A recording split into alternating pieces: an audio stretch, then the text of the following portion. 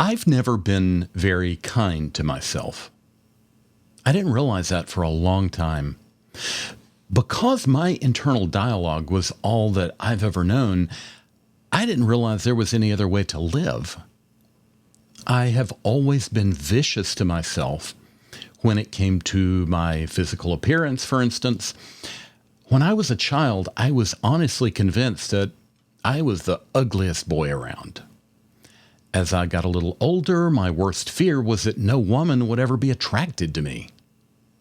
For my entire adult life, I seem to have been looking for one reason after another to feel lousy about myself, to feel shame about myself.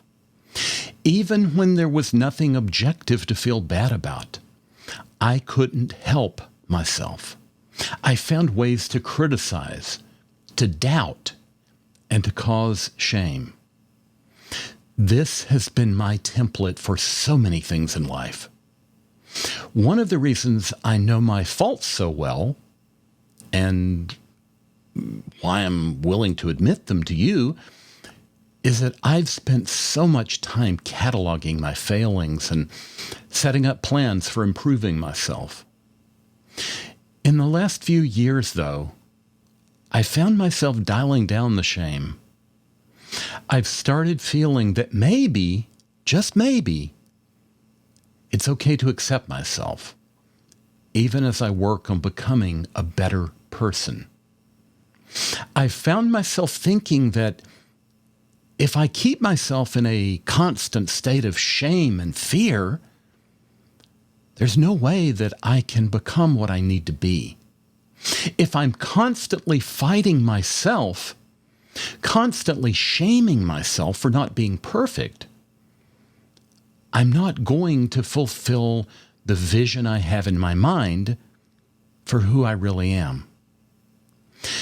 What I'm coming to see is that I can't remain a victim forever of what happened to me as a child. I've accepted that I've reached the point in life at which the only person still victimizing me is that harsh and nasty voice inside my own head. If I ever want to move past being a victim of what was done to me, I have to stop condemning myself to perpetual victimhood at my own hand. I have to give myself permission to be myself. And for me, that's pretty profound, because nobody has given me permission in the past just to be the imperfect person I am. It doesn't feel as though anybody who's ever loved me has ever said, just be yourself while you deal with what you need to change. I'll love you while you work on it. Instead, I was always afraid at every moment, afraid of losing love, afraid of being shamed, afraid of not being good enough. And now I understand that I have been the accuser. My father was the accuser when I was a child, but something in my own mind took over once I became an adult. Yes, I've never been kind to myself, but that doesn't mean I can't start now. It doesn't mean that I can't unlearn the shame of the past and finally accept myself for the imperfect but loving man who I really am. I find myself thinking every now and then that maybe I am not the ugly creature I've believed I always was. I even wonder if maybe I can reach the creative potential that I've always had, that I might be able to have the success that I've always wanted. Most of all, though, I feel a sense of awe, almost like a fear of a false God who I no longer believe in, that maybe I might be worthy of love I know the ways in which I was victimized and the ways in which I was programmed in very dysfunctional ways. But at this point in my life, it's up to me to fix my life. Nobody else is going to do it for me. Looking at what happened to me in the past and finding ways to repair the damage are very reasonable things, very necessary things, but they ultimately cannot be excuses for never trying to overcome what's happened to me. Now, if you're in the midst of a journey of healing from your own narcissistic abuse, this does not mean I'm saying to you that you need to quit complaining and forget about the abuse or just move on. I'm not saying anything like that. I have no idea where you are in your healing journey, and nobody but you can know how quickly you can heal. I know this is an overused metaphor, but it really is like peeling layers of an onion. As you dig your way through layers of hurt and abuse and denial, you keep finding more layers underneath to deal with. That's been the story for me for the last couple of decades. The healing process has not been easy for me.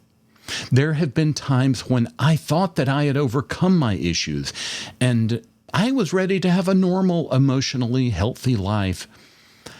And I've stumbled again, discovering more things down inside the onion, down inside myself, that I had not yet discovered and dealt with.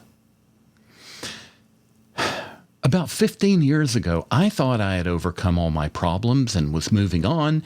And then I pushed a woman away in a relationship, someone who I loved, in a way that I did not understand. After I had done it, I was confused about why I'd done what I'd done. But that stumble led me to realizing that I needed more therapy.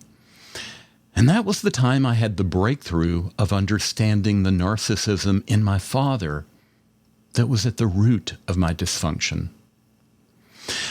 I've come to believe that there are two stages of recovery from having been abused by a narcissist. Although the actual healing is what we talk about the most, the first step is getting away from your abuser entirely. And that often takes years, despite it being a seemingly simple decision. As long as I allowed my father to remain in my life, I wasn't able to really heal because I was allowing someone to remain in my life to subtly reinforce the old abuse time after time. I told myself for a long time that I couldn't do anything about it, that I couldn't really cut ties with him.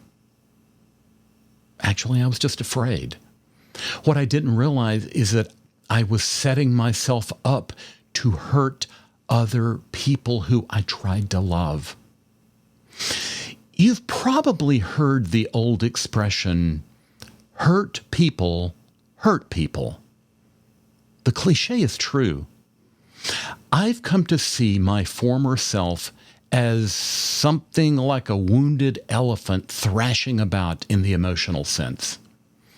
I had not learned enough, and I certainly hadn't healed enough, to stop thrashing and to love someone in a responsible way. When someone loved me, she was likely to be hurt by some of my unconscious thrashing, as something inside me was reacting angrily to the abuse that had been done to me. When you've been abused, you assume that you couldn't possibly hurt someone else.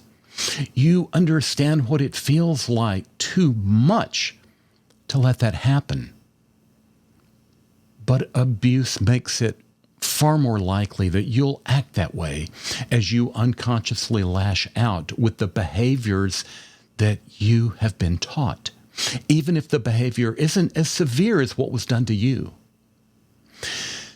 Few people mean to hurt other people. I know that I never did. I'm grateful for all that I've learned since then. I'm grateful for all the healing I've done through all these years. I'm grateful for knowing that I'm healthy enough not to do those things to others anymore.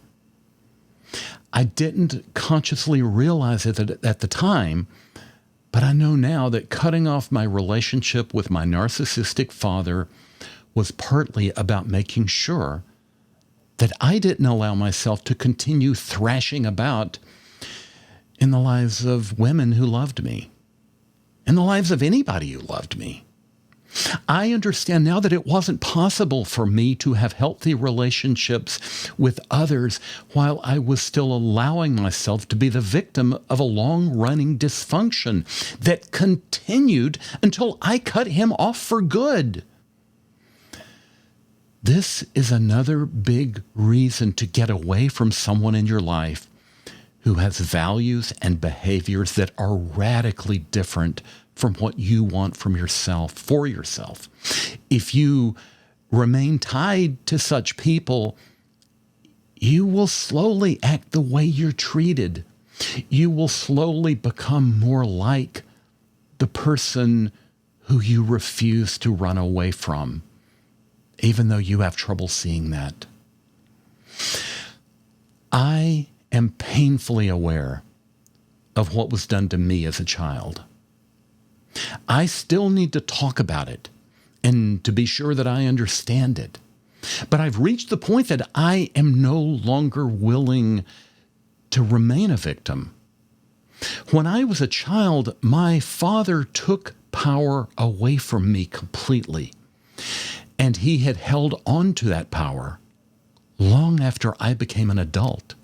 He kept reinforcing the ways in which he was the one with power, and I was the one who was under his thumb. Even though he's dead, it would be easy to keep living that way, to keep living as though I had no power and I had no ability to get past what he did to me. But that isn't what I want. That isn't what I need. I am slowly taking back the power that I had given up to him. I'm taking back the control that I allowed him to keep over me far into my adult life. I can be who I really am. I can take back the power over my own life.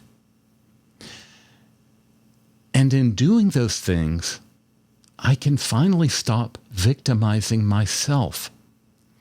I can slowly stop being anybody's victim, but only because I've healed enough that I'm ready to do that. I'm not yet where I want to be. I still need to grow and heal further. I still need more compassion for myself. I still need more empathy for myself. But despite all that, I don't want to be a victim forever. I don't have to be a victim forever. And that is a very powerful truth to understand.